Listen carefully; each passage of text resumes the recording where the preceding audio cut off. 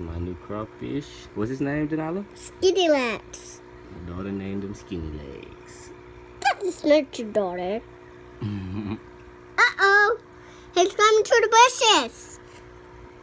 He's finna eat the bushes.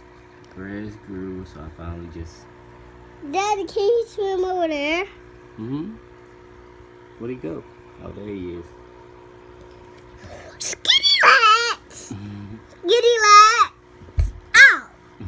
I think he's finna try to build a burrow pretty soon.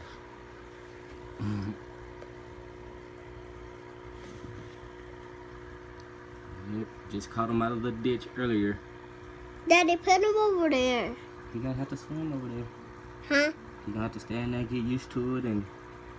Dad, I don't know how he can go. I don't know why he's not going over there. You gotta get used to the tank. We just put him in there, okay? Okay. Uh-oh! I come to the daisies. I come to the ditch. You made him jump. You scared him. No, I'm not. Yep. That's my tank. Got a crawdad in there and gonna find some more. We're gonna find some more. Yep.